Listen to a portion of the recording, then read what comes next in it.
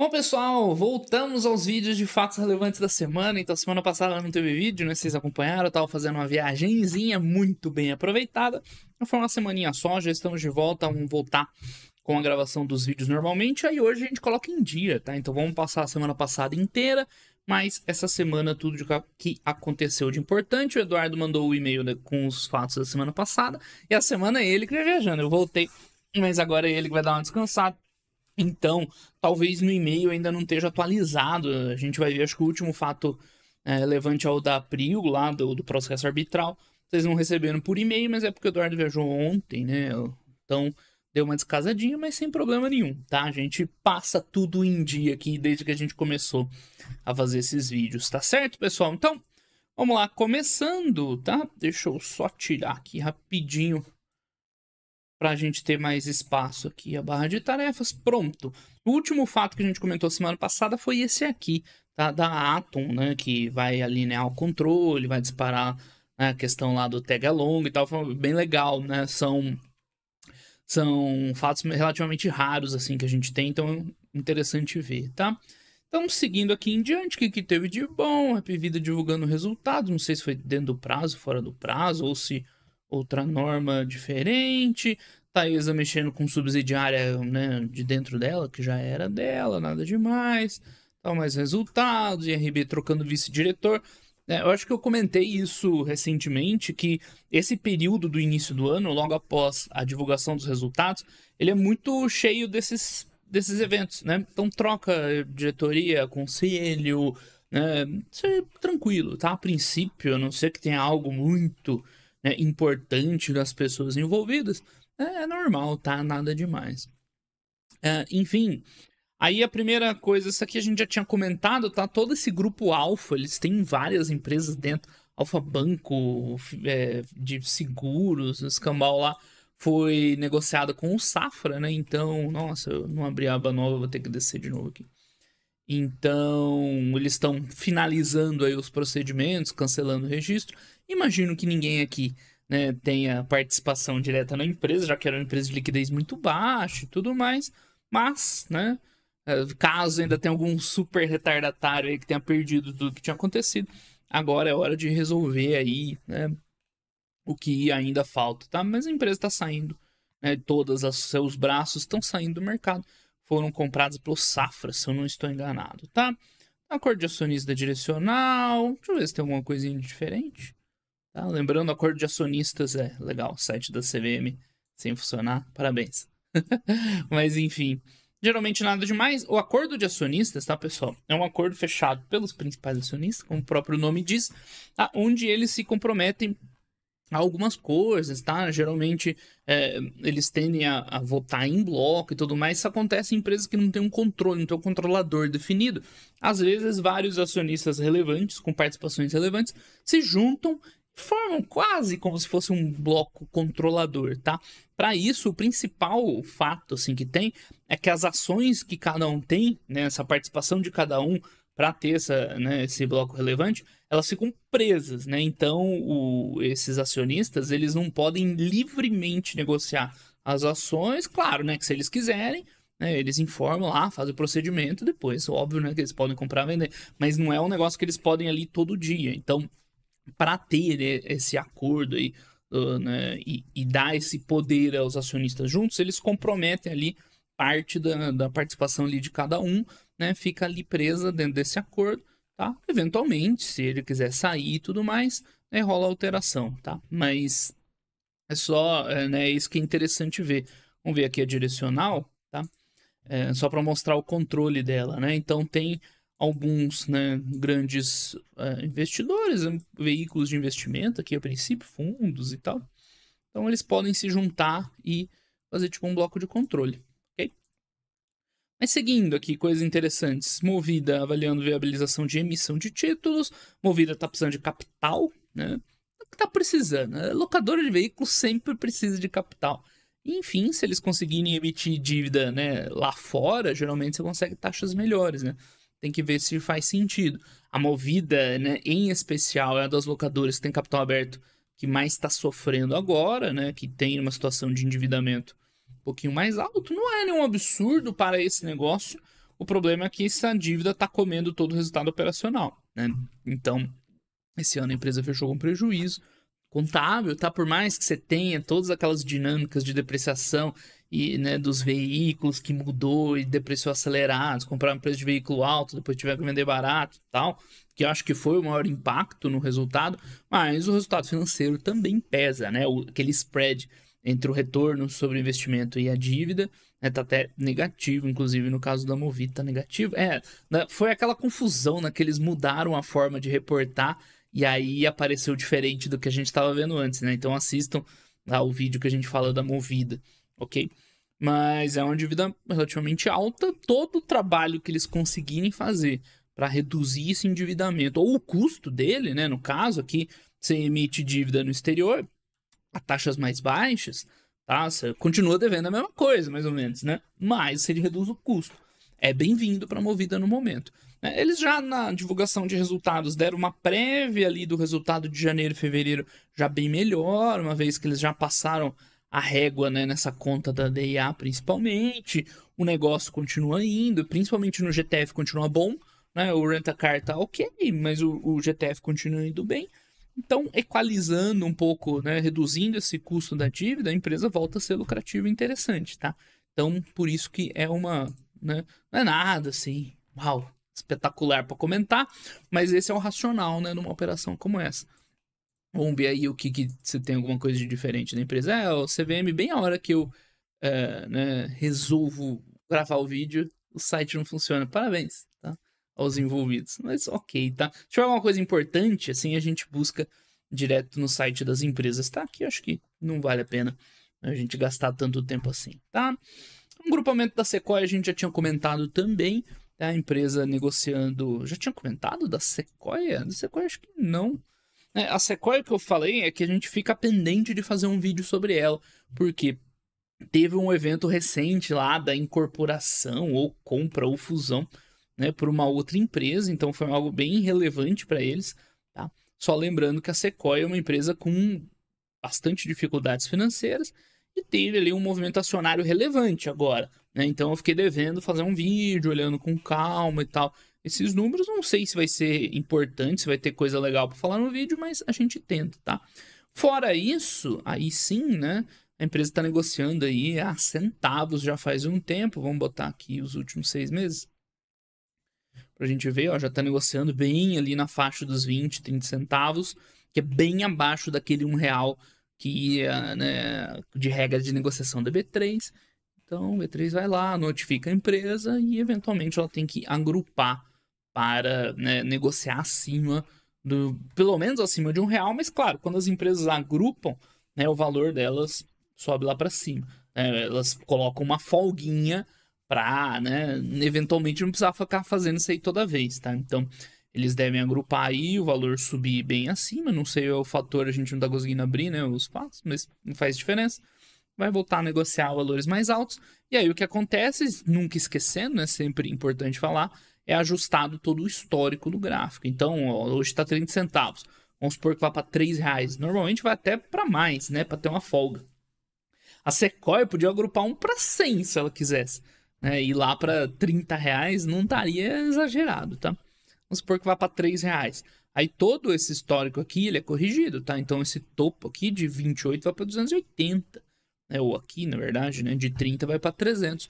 Isso que algumas pessoas ainda têm dificuldade de enxergar quando fazem essa análise histórica, tá? Um gráfico, né, ele não representa os preços que os ativos estavam sendo negociados no dia, tá? Ele representa o histórico corrigido.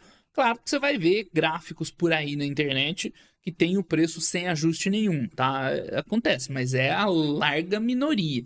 Tá? A grande maioria dos gráficos são ajustados para eventos acionários, como agrupamentos, desdobramentos, dividendos e afins, tá certo?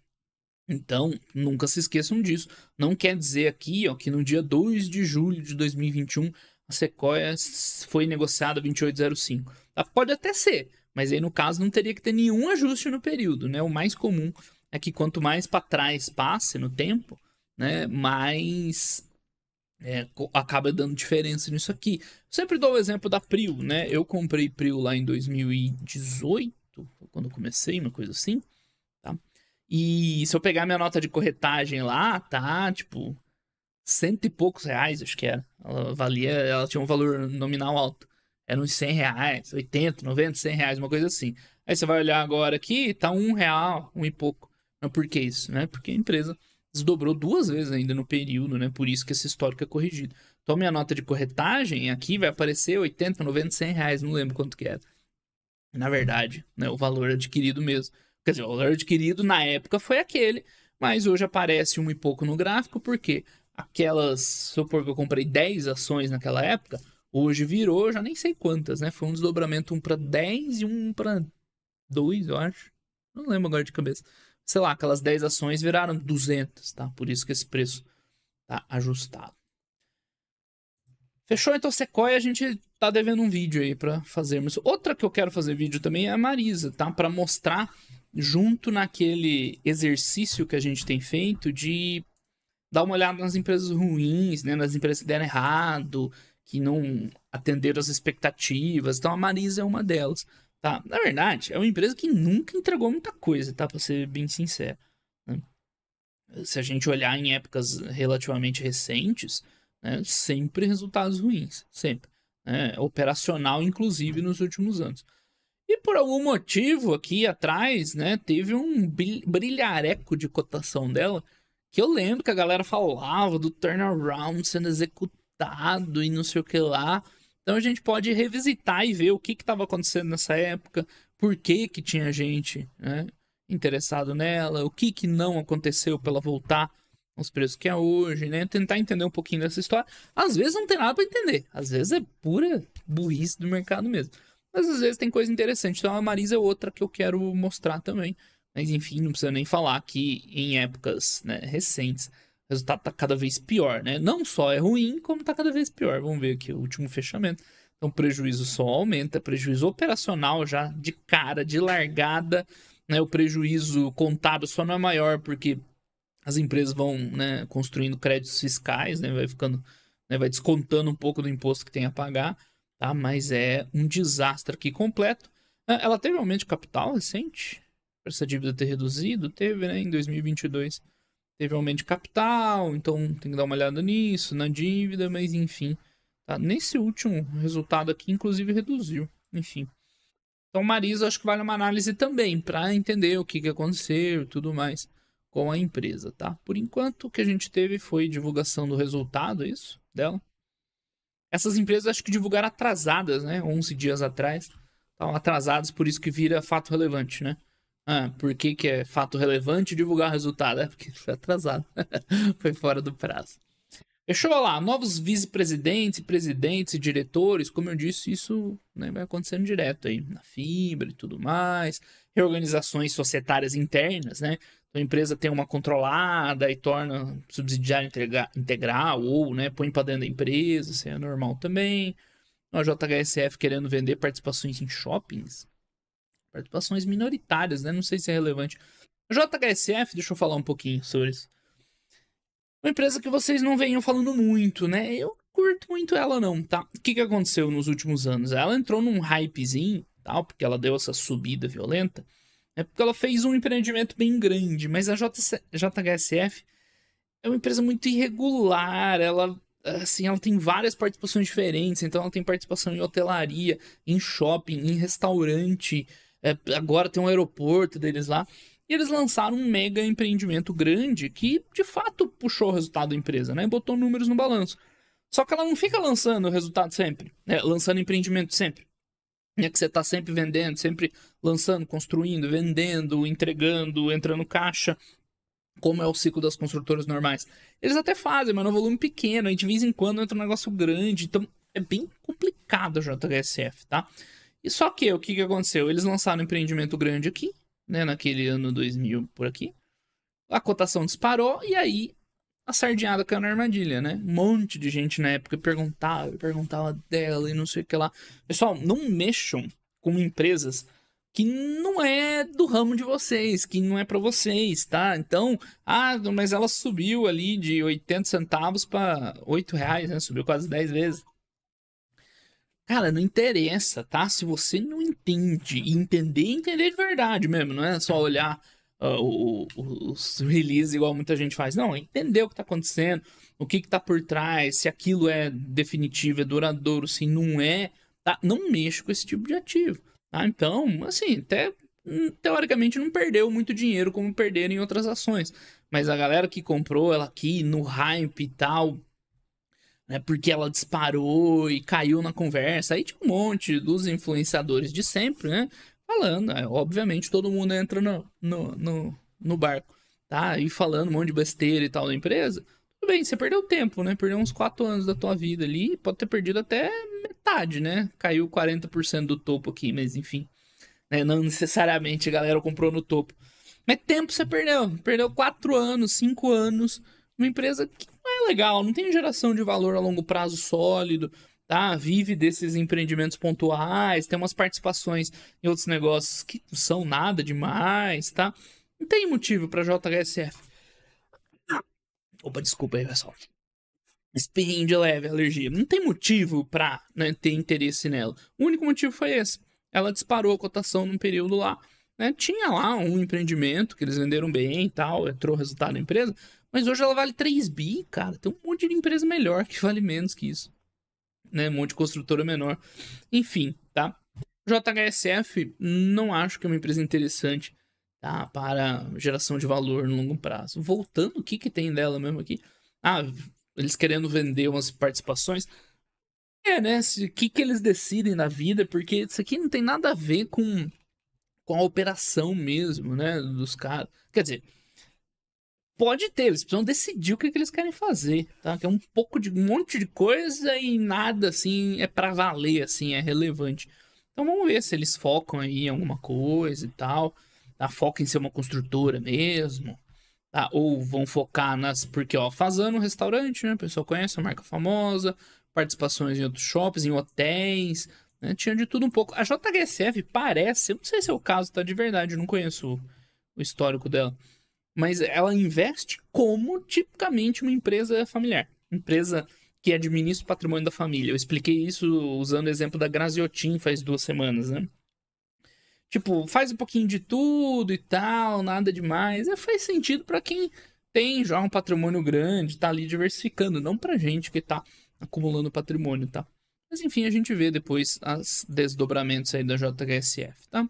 Então a Sequoia seguindo lá com o grupamento de ações, que mais? Aura Minerals, né? Outra empresa que eu fiz meio complicada, fiz um vídeo dela já, e de lá pra cá. É uma empresa que dá pra olhar, tá? Mas eu acho bem esquisitinha, assim. Não mexo com ela se você não entende o que tá fazendo. E, enfim, chegamos ao principal fato dessas 2 semanas aqui, que envolve 3, 4 empresas do mercado, 5, dependendo de como você avaliar, tá? Que é a questão da Enalta e a 3R, que leva, né, ao mesmo junto, né, a Petro Recôncavo e o Bradesco, tá? Então deixa eu explicar a situação total. Esse aqui vale a pena a gente dar uma olhada lá na Enalta. Se bem que aconteceu muita coisa depois, né? Tem vários fatos relevantes subsequentes, mas eu vou contar a história toda agora de uma vez pra gente não perder né, o fio da meada, tá? Enfim, aqui as últimas notícias. Acho que é o suficiente pra gente ver aqui. Parceria. Tá. Algum tempo atrás, tá, a gente falou sobre uma possível combinação entre a 3R Petróleo, tá, e a Petro Recôncavo. Então, tinha um acionista em comum de ambas as empresas, a Marra Energia, tá, que é uma empresa da Suécia, da Escandinávia, tá, enfim, não lembro exatamente de onde, que é uma minor de petróleo. Ela tem um perfil parecido com o da Prio, né, de comprar campos maduros e tal. E ela tem participações relevantes tanto na 3R quanto na Petro Recôncavo. Vamos ir abrindo todas as envolvidas aqui, que aí a gente vai olhando elas aqui com calma, tá? Petro Recôncavo e a Enalta. Então, isso a gente já discutiu aqui. Eu não lembro qual semana, já que eu já me perdi no tempo, mas já faz algumas semanas, tá? Que a 3R e a Petro Recôncavo, né, estavam estudando uma combinação. Quem que quis comprar outra? Ninguém. Né? Foi um acionista das duas, né, com interesses em comum, que sugeriu para as duas gestões, tanto da Petro Recôncavo quanto da 3R, olha lá, por que vocês não se juntam e não viram uma empresa só, tá? Então, até que, por ser uma sugestão assim, não tinha obrigação nenhuma do negócio, né, prosperar e tal. Mas, aparentemente, foi bem recebido, dava para ver que as empresas estavam chamando ali, assembleia, para discutir, estava caminhando bem essa proposta, né? Eu comentei que, sim, parecia fazer um sentido, né, as duas se juntarem, principalmente porque a 3R, na última aquisição relevante deles, lá do polo do Rio Grande do Norte, tá?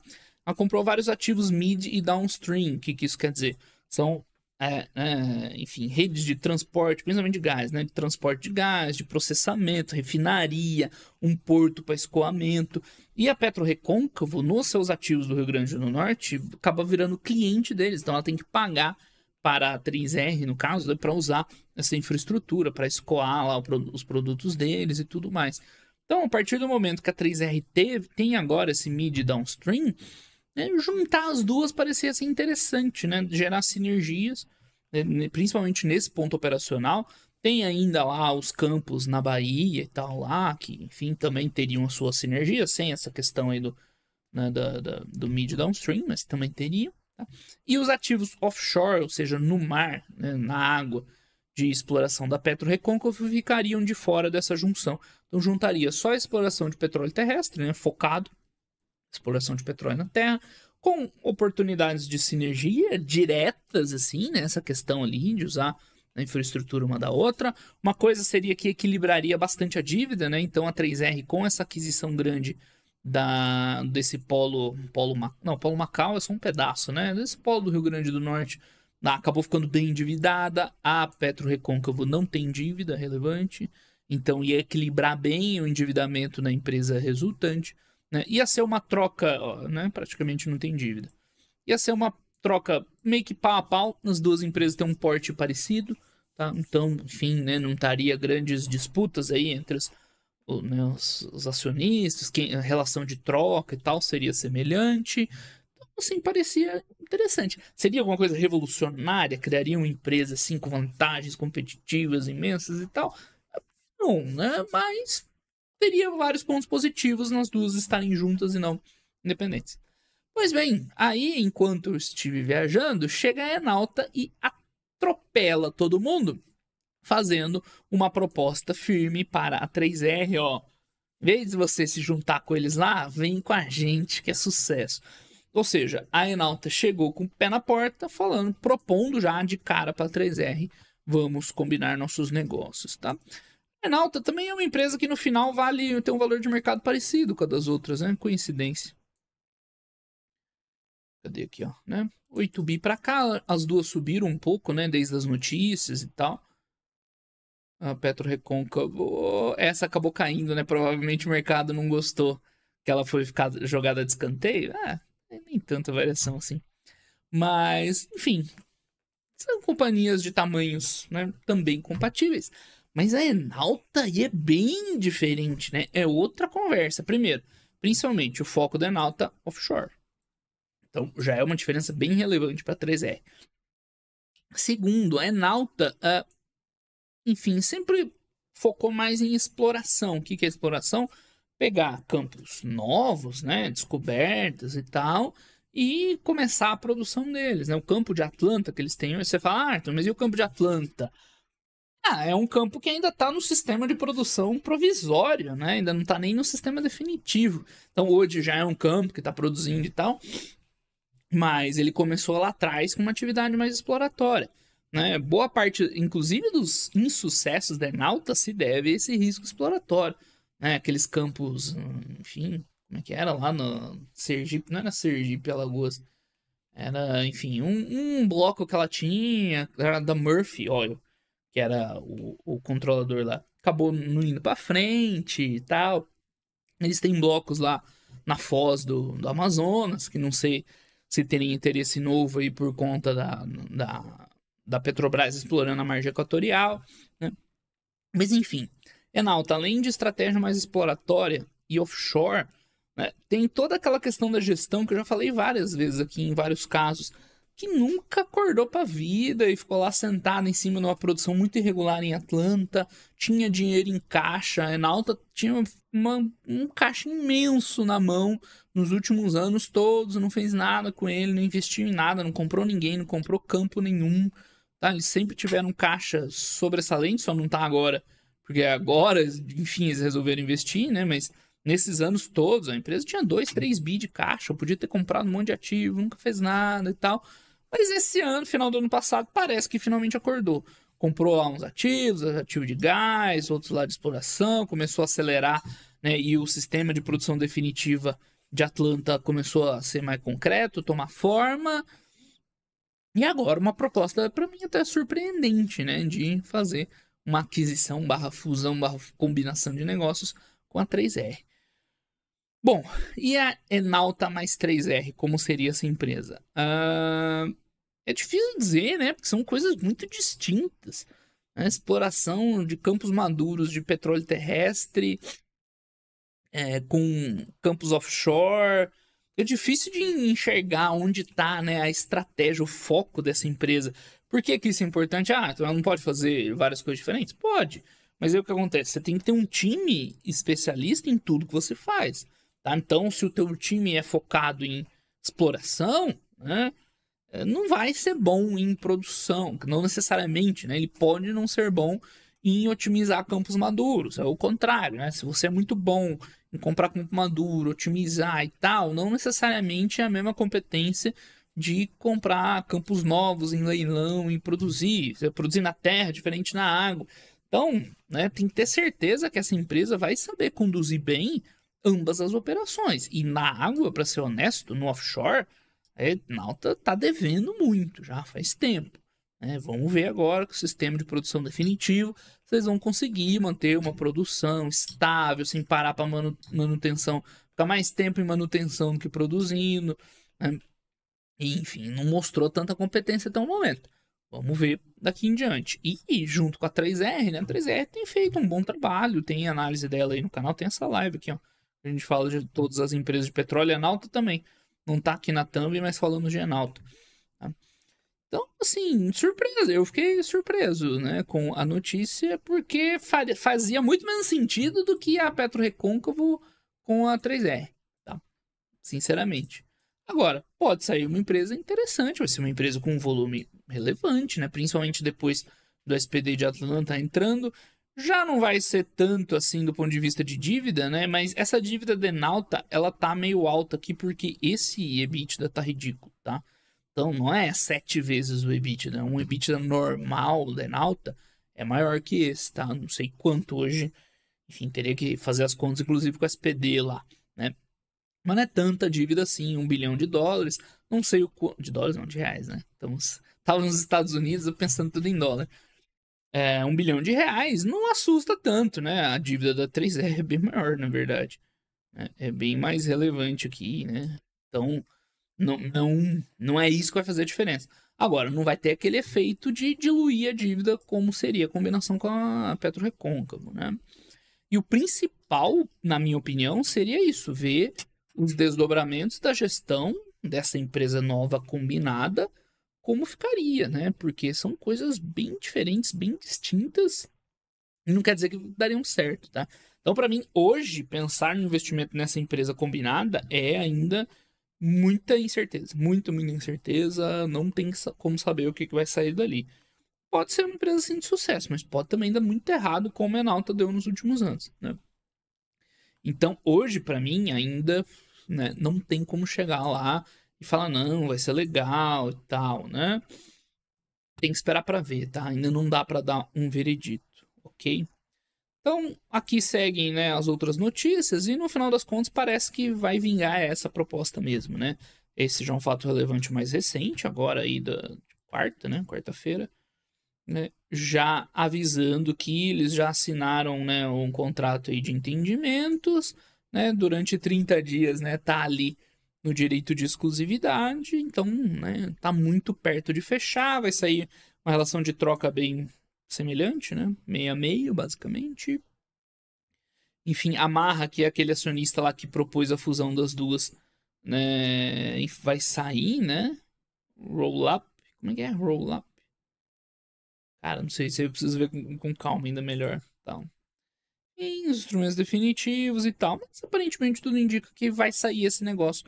E não com a PetroRecôncavo. E tem mais, né? Eles ainda informaram, eu vi por aí, que não deixam de ter interesse na PetroRecôncavo. Se eventualmente depois der certo, podem voltar a negociar e aí viraria um Megazord de 3 empresas numa só. E onde que o Bradesco entra nessa história? Numa notícia que eu não sei se eu comentei aqui, não lembro ou não. Mas hoje o Bradesco é um dos maiores acionistas da Enauta, por incrível que pareça. Por que isso? Porque o Bradesco ele era credor da Queiroz Galvão, que é o controlador e tal da Enauta. Tá? Antigamente, nem tanto tempo atrás, a Enauta se chamava Queiroz Galvão Exploração e Produção, QGEP. Tá? Eles trocaram de nome para Enauta, provavelmente para fugir né, do karma que ficou o nome Queiroz Galvão depois da Lava Jato, tá? Mas, não tem a notícia aqui. Mas o que aconteceu?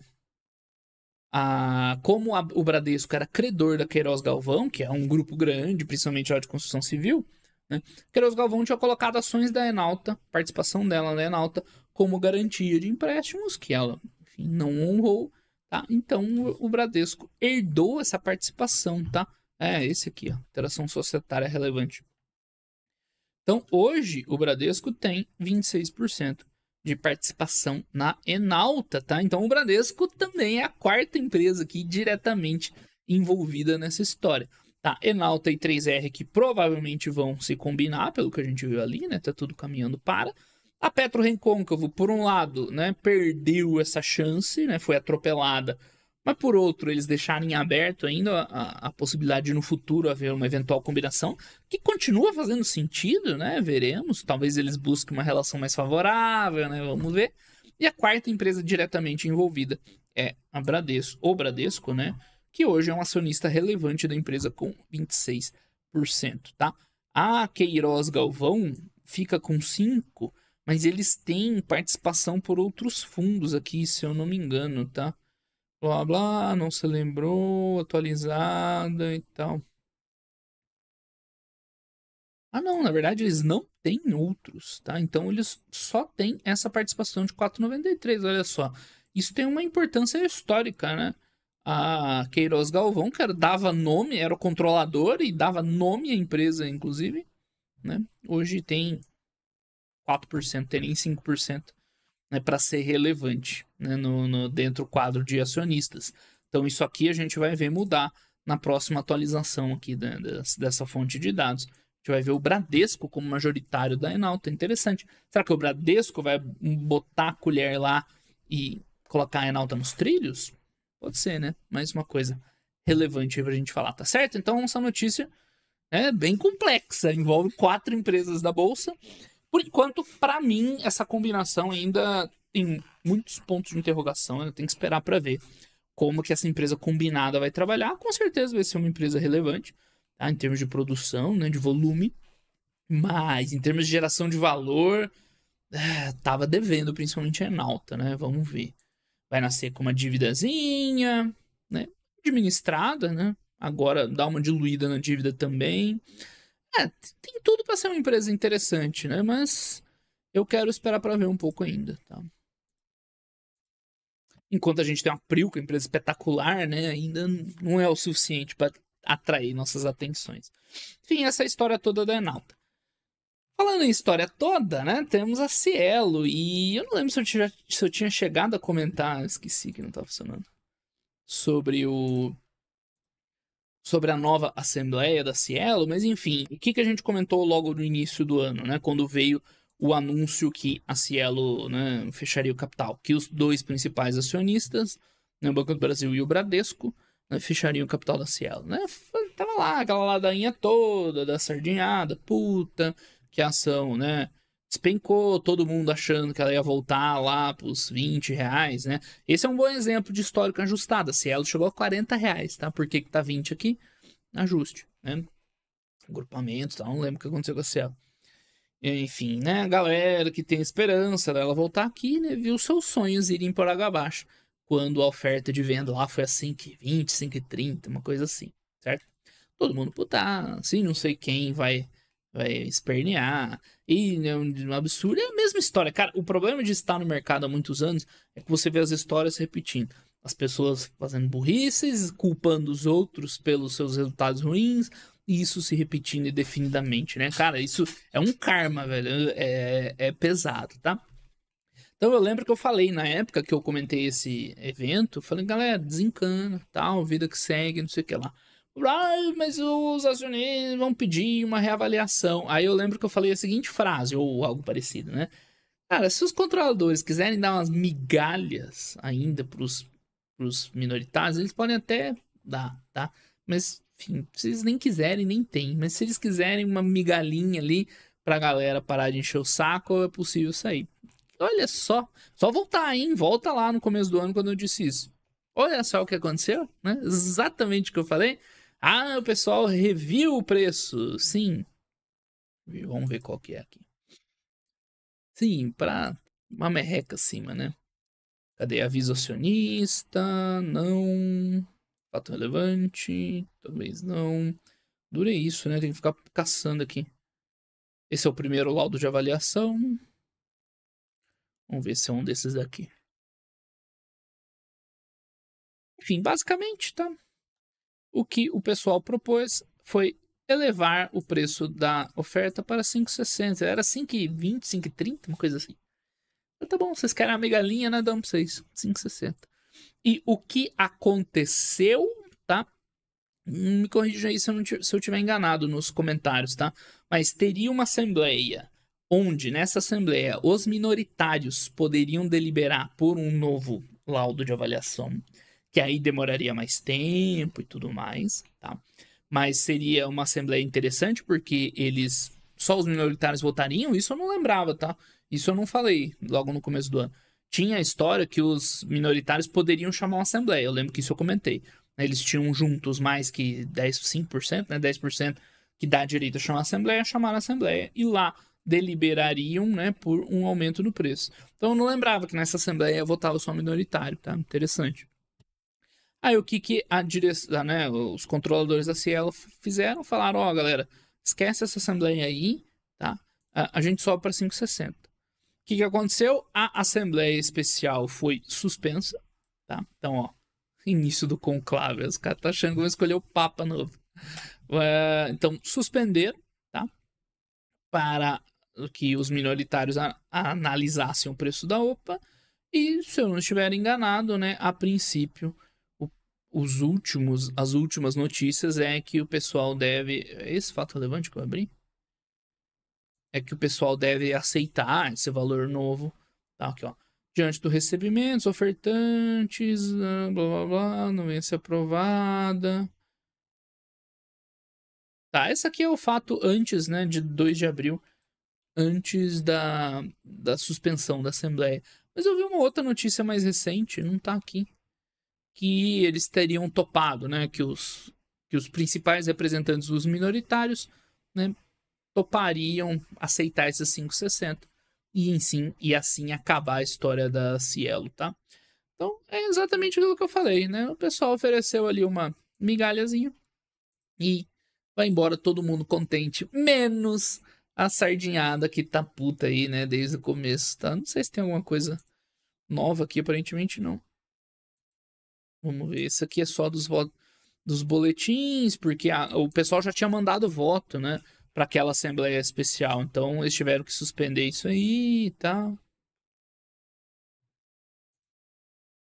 Por isso que teve e foi suspensa, né? Mas enfim, pessoal, o que tudo indica, né? Vai sair essa oferta mesmo 5,60. E é isso, tá? Então vale tudo que eu falei lá no começo do ano. Volta lá, assiste. Não vou ficar repetindo. Mas é isso, pessoal. Por isso que a gente tem que reconhecer. Ah, aqui, ó. Não é isso aqui? 10 ou 4? Não, outra coisa. Não tem nenhuma novidade aqui, mas pelo que eu tinha visto, parece que esse é o encaminhamento. Então volta a mesma história. E não é, tem que assumir os erros, tem que entender quando a empresa piora, que não adianta comprar aqui achando que ela vai voltar aqui, sendo que é uma empresa diferente, que ela não vale nem perto desse valor e tudo mais. Só na cabeça da sardinhada deslumbrada que vai tomar um choque de realidade agora, né? Pior é a sardinhada deslumbrada com a empresa, é quem era deslumbrado com esses movimentos acionários e acionistas, ativistas e assembleias. Cara, esse é o caminho pra perdição, tá? Quem começa a entrar nessa não tem chance de recuperar mais, tá certo? Então vamos ver. Eu não sei se tem uma novidade, tá? Eu vi em algum lugar que parece que tinha esse interesse em aceitar esse preço, tá? Pode ser que eu esteja errado, que eu esteja me antecipando, mas foi o que eu tinha ouvido. Ai, vambora aqui. Nossa, o BRB, só uma aspas aqui, tá? Não é relevante pra gente de investimentos. O BRB é o banco aqui de Brasília. Ele tem umas parceria de patrocínio, cara, inexplicáveis. O Flamengo, você pode até argumentar que é um clube nacional, que tem muita torcida aqui. Cara, o BRB, que é o Banco de Brasília, faz uns patrocínios que não tem exposição nenhuma em Brasília, que não tem, assim, um retorno pra Brasília, assim, questionável. É muito esquisito isso aí. Flamengo ainda ok, né? Mas que os caras põem de grana em coisas que a princípio não tem nada a ver com Brasília é impressionante. Só um parênteses aí. Então, Springs e perfil de dívida aqui seguindo, né? A história da Enalta, que a gente já comentou toda. Plano sucessório da Kepler, aquilo que eu comentei, né? De mudanças na administração, na gestão e tudo mais. O Traders Club, o pessoal, eu esqueci o que aconteceu com eles. Eles foram. O pessoal ia vender, né? O controle, não era isso? Eu esqueci já. Traders Club, pelo amor de Deus, hein? Isso aqui foi outro conto que a galera caiu também. Deixa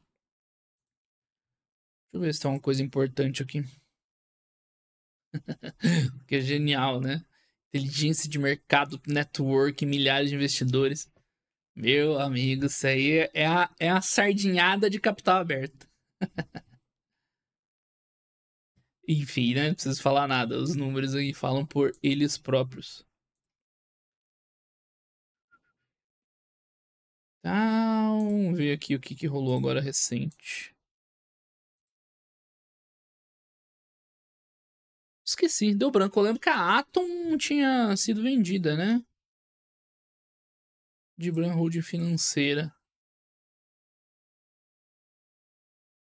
Ah, enfim, parece que não é nada demais. Então deixa pra lá. Não vamos gastar nosso tempo com isso aqui. Lá trocando conselhos e blá blá blá, investimentos. Azevedo Travasso, pessoal, cuidado com isso aí, hein? Que tá vindo outra armadilha de sardinha, tá? Porque essa é uma empresa principalmente de construção civil. Mas por algum motivo, os caras também trabalham um pouquinho com perfuração de poço, tá? Só que, meu amigo, aí o que aconteceu? Eles estão anunciando ali, comprar umas coisas e tal de perfuração de petróleo, e a cotação disparou, né? De R$ 1 para 1,78, mas olha o histórico, né? E essas aquisições da Azevedo Travasso, gente, são ridículas de tamanho até. Olha o histórico de diluição da empresa, né? Só bomba, uma bomba total. A empresa não tem resultado hoje e ela tá disparando numa corrida especulativa insana, tá? Insana, baseada em notícias que ela entraria ali no mercado de petróleo, sendo que o que tem aqui de concreto é ridículo, tá? São coisas assim absolutamente irrelevantes. Não. Vamos ver aqui. AGO, questionamentos. Aqui, ó. Vamos ver o tamanho desses contratos de aquisição. Ó, eles adquiriram, pau, quanto? 8 campos. Contrato de aquisição da totalidade. Então, ó, os caras estão polo periquito. Entraram no mercado de óleo e gás e tal, e não sei o que lá, beleza. Só que qual que é a produção? Ah, não tem aqui?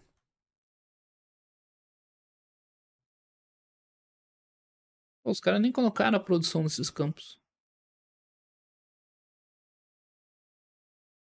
Enfim, eu não vi esse fato relevante agora, mais recente, tá? Dessa semana.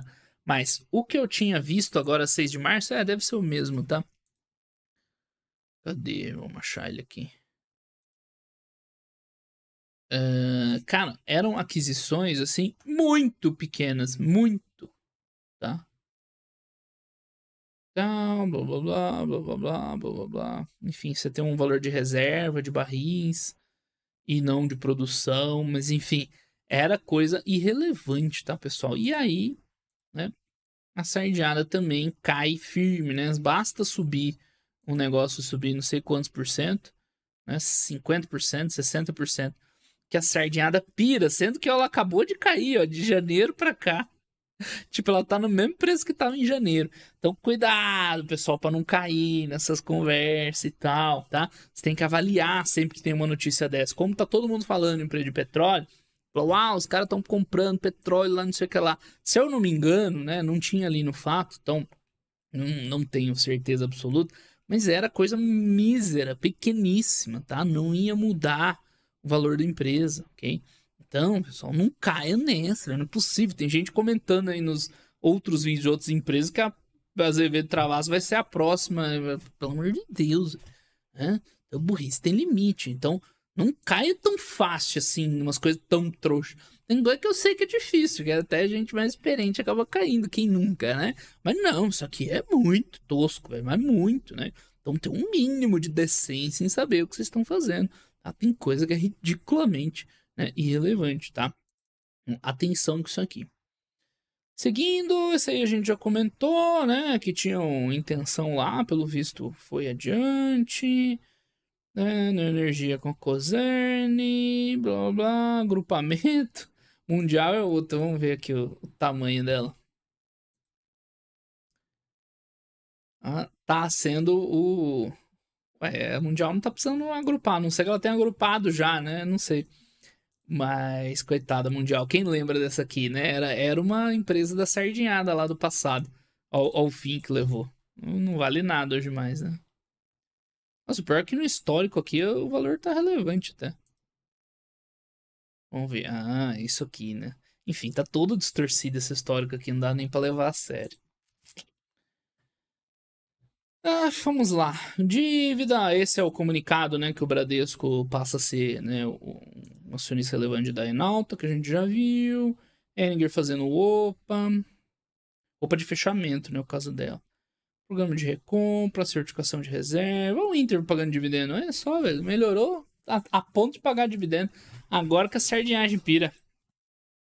A ClearSale está, né, sendo comprada, né, pela Serasa Experience. Diabo, esqueci de novo. Não traz tanta relevância pra gente, já que a ClearSale, eu já falei dela, já fiz vídeo, mas é uma empresa que ainda é muito crua, assim, né, tá muito longe de ter uma maturidade de resultados, ainda os custos estavam crescendo mais que os resultados da empresa propriamente ditos, né, então ainda, né, bem... O negócio é até interessante, mas muito longe, assim, né, de qualquer interesse para investimento, ó.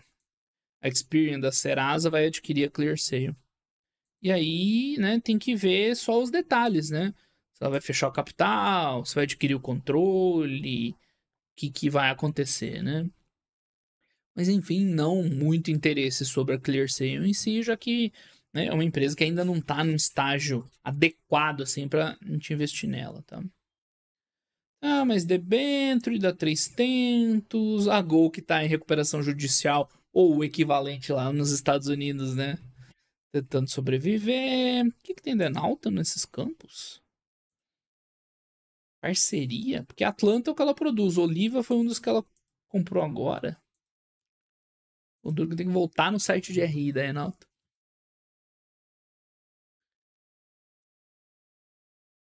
Não tava nas notícias, né? E parceria nos campos Atlanta e Oliva. Ah, foi o desinvestimento dela.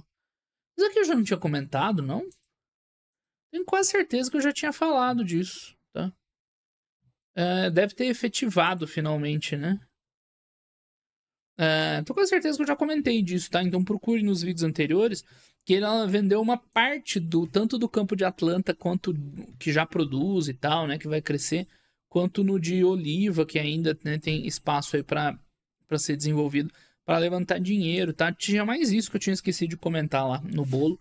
É que a Enalta não dá para saber se ela quer crescer, se ela quer desinvestir, né? Eu acho a estratégia da Enalta muito confusa. Teve mais essa aqui ainda, né? Eles venderam 20% dos seus ativos relevantes, né? Basicamente, para Ah, Oliva tá dentro dessa concessão BS4, tá certo, tá? Para uma outra empresa aqui, né? Uau! Uau é bom. Mas isso, né? Nauta, pô, além de não investir, não crescer enquanto a Prio disparou e tal, ainda vendeu 20. A hora que acerta que vai produzir o SPD de Atlanta e tal, ainda vende 20%, né? Então, difícil de entender a estratégia da Nauta, né? Muito, muito difícil. Ah, poderia ser para desalavancar e fazer outra aquisição. Mas os caras logo depois propuseram a compra da 3E. Compra não, né? Vai juntar, vai você paga em ações da 3R, cara. Não dá pra entender o que os caras querem fazer. Por isso que eu, em relação a essa empresa, quero esperar pra ver, né, o começo da gestão, como é que vai ser, pelo menos. E isso, cara, eu acho a Nauta esquisito demais. Ah, o debênture, ó, o IRB vai ficar sem dívida. IRB era exceção de segurador endividado. Vai resgatar os debêntures. Agora que sobrou um dinheirinho. Tá começando a sair umas prévias, né? Logo já tem resultado de novo. A Oi com seus credores, os dividendos do Inter, que mais? A Sabesp tendo reajuste, legal. É a forma como essas empresas conseguem capitalizar os investimentos, né? Ó, da Sanepar também. Vamos dar uma olhada no da Sanepar? Quanto foi o reajuste? Lembrando que tem a reajuste e revisão, tá? São coisas diferentes. O reajuste é mais automático. Então nem tá aqui. É esse aqui? Deve ser esse, dia 9. 3 dias, acho que é esse. Então, vai ter um reajuste tarifário de 3%, pouquinho, né? Nesse ano. Mas aquilo que eu tava falando, o reajuste, tá? É só aquele reajuste ali anual, tal, para ir equilibrando com inflação, esse tipo de coisa, tá? É na revisão tarifária que vem geralmente os grandes ganhos. Então, isso aqui é mais simples, tá? Mais normal, então Sanepar com um reajustezinho aí para os resultados e a Sabesp também, tá? Esse reajuste é anual, tá? É mais normal. Na revisão, que aí eu acho que a cada 5 anos, assim, aí que entram, né, os cálculos, o investimento da empresa, que pode haver um salto mesmo grande, né, de resultados. Ó, o memorando de entendimentos lá da Enalta, né, que vê esse fato relevante todo aqui. Que mais? A Natura acabou com as ADRs, a gente já tinha visto, né, falado disso no começo do ano. A Boa Safra vai aumentar a capital, lembra que a gente já tinha comentado já. Agora deve ter saído os detalhes, eu esqueci de novo. Que a gente até falou que a Boa Safra a princípio não precisaria do dinheiro, pode ser alguma coisa para aumentar a liquidez, para aumentar, né, para possibilitar que acionistas maiores investam na empresa. Tem que ficar de olho, né, para ver se eles vão distribuir um dividendo. Geralmente, ó, tem vídeo bem recente deles. Geralmente, quando a empresa faz isso, ela distribui um dividendo, porque ela não precisa desse capital, né? Ela tem mais caixa do que dívida. Então, veremos aí depois os desdobramentos, tá? Então, corporação subsidiária, agrupamento da Aeres, a gente já falou. Muita decisão, pouca coisa relevante mesmo. Para fechar hoje, a última aqui, falar da decisão arbitral da PRIO. Hoje foi o dia do petróleo, né? 3R, Renalta, Petro Recôncavo, Azevedo Travassos e agora fechando com a PRIO. Tá? Isso aqui, para quem não sabe, o campo de Wahoo que a PRIO está desenvolvendo agora, que inclusive está atrasado por causa do IBAMA, né? E isso sim é relevante. Esse atraso aí pode, né, comprometer os resultados da PRIO no curto prazo, tá? Então, pelo que eu vi, nada de notícia ainda, né? Aparentemente não. Deixa eu ver onde é que vai ter. Acho que aqui no Downloads tem. Mas enfim, essa questão à parte, o último grande, né, investimento aí da PRIO, né, vai ser em Wahoo, que já era para estar acontecendo, tá atrasado por causa do IBAMA. Que é um negócio bem legal, que tem um tieback lá de vários quilômetros, que no final vai acrescentar ali 40 mil barris de petróleo a custo marginal, né? O que seria fantástico para a geração de valor da empresa. Qual que é o ponto? A PRIO, ela só tem 2/3 desse campo de Wahoo, 60 e poucos por cento. Tá? Os outros 3%, 30 e poucos por cento, é de uma joint venture indiana lá, de 2 empresas de exploração de petróleo indiana. O que acontece? Uma dessas empresas, pelo menos, está em recuperação judicial, tá todo enrolado. Então, quando a PRIO, que é a majoritária, que toma as decisões do campo, vai lá e fala, ó, vamos investir em Wahoo, tá? A minoritária tem que dar a parte dela, porque a PRIO vai botar lá um CAPEX X lá, tantos milhões, né? Se a minoritária não coloca a parte dela no CAPEX, o que acontece? Esse projeto, tá? E só esse projeto, não é o campo todo, ele passa a ser 100% da PRIO. Ou seja, esse projeto de desenvolvimento de Wahoo, que vai vir esses 40 mil barris e tal, né? Ele vai ficar inteiro para a PRIO porque o sócio minoritário deles, tá? Não quis participar, ou não se manifestou a tempo, ou enfim, né? Cagou. Vamos falar o português certo, ok? Então a PRIO põe todo o investimento e fica com toda a produção, tá? Isso não quer dizer que a PRIO vai ficar com 100% do campo para sempre, tá? Num novo eventual, vamos perfurar mais poços e expandir o campo, vai ter de novo, né? Pô, beleza, vamos aí, vamos nessa. Se os caras forem, eles vão ter direito lá aos 30% deles e tudo mais, tá? Se não forem, vai ser igual nesse momento. Vai desenvolvendo e a PRIO vai ficando com 100%. Mas o que é essa decisão arbitral? Depois que a PRIO fechou e falou, ó, beleza, vocês não querem, a gente vai, né, desenvolver o Wahoo, a Joint Venture indiana lá e tal, entrou com um recurso, você tem uma câmara internacional, isso aqui ó, Câmara de Comércio Internacional, para julgar essas disputas comerciais, tá? Alegando sei lá o quê, alegando, enfim, para tumultuar a história, para ver se, enfim, eles conseguiriam ganhar alguma coisa nessa história. E o que saiu agora é a notícia que não, foda-se, vocês perderam mesmo e vai continuar do jeito que era antes, tá? Então, assim, a gente já tava contando, não sei vocês, mas tava contando com isso. Mas você vê que a galera é muito preocupada com coisa que não deveria se preocupar, né? Em todos os calls da PRIO tinha gente perguntando sobre isso. Mas era algo menor. A situação dessa joint venture aí é complexa. A empresa está em recuperação judicial. Por que eles não quiseram, provavelmente, participar junto com a PRIO? Porque não tinha condição. Não tinha condição de botar dinheiro e tudo mais. E mesmo que viesse uma decisão desfavorável, o que ia acontecer? Não quer dizer que a PRIO ia perder 30% da produção e acabou. Não, eles iam ter que botar o dinheiro deles, correspondente, né? Então, enfim, né? Mesmo que tivesse acontecido alguma irregularidade no processo, que a PRIO sempre deixou claro que, né, fez tudo direitinho, na pior das hipóteses, ia ficar com uma produção menor para a PRIO, mas ia entrar o dinheiro deles e tudo mais, né? Ainda teria um handling fee lá no navio de Albacora não, né? De frade e tudo mais. Isso aqui não era um negócio para se preocupar, tá? E a galera se preocupa com as coisas, né, que não precisa, né? Não consegue avaliar a relevância de cada notícia. Pois bem, finalmente saiu decisão arbitral, dane-se, ferrou. PRIO 100% do óleo e tudo como a gente imaginava antes, tá? Então, fato relevante que no final não é tão relevante assim, que enfim, já estava todo mundo contando com essa produção ser 100% da PRIO, tá? Enfim, outra empresa mal tem condição. A PRIO, inclusive, falou, a gente tentou comprar deles, só que tá tão bagunçado lá que nem comprar deles a gente conseguiu, tá tão bagunçado, a empresa faliu, tem recuperação judicial, enfim, não tá andando as coisas lá, certo? Então isso aqui era mais do que aguardado, né? Que ia ter esse desfecho, ok? Mas detalhe, tá? Não quer dizer que a PRIO ficou com 100% do campo. Para esse projeto de produção, ela vai ter 100%, tá? Eventualmente no futuro, se esse player se reorganizar e tal, voltar a participar das coisas, enfim, ela pode ter, né, essa divisão aí. Por enquanto, não. Esse de agora é 40 mil barris para PRIO. E o mais importante de tudo, né? Tem que sair a licença do IBAMA para eles tocarem a perfuração, né? Até agora nada, já começa a preocupar um pouco. Quais foram essas notícias na mídia? Vamos ver aí agora. A PRIO deve ampliar de 40 a 50 por... Ah, mas isso aqui, velho, todo mundo já sabia, velho. Essa conta... Sabe o que dá o problema? É quando você põe um número, que aí a galera surta. Uau, 150 mil barris. Cara, mas era só minimamente juntar 2 neurônios. PRIO hoje tem a capacidade de produção na casa de 100, tá? Não tá produzindo 100 porque tá tendo uns probleminha lá e tal, precisa resolver, né? Foi 86 no último mês, logo deve voltar a 100. 100 mil barris.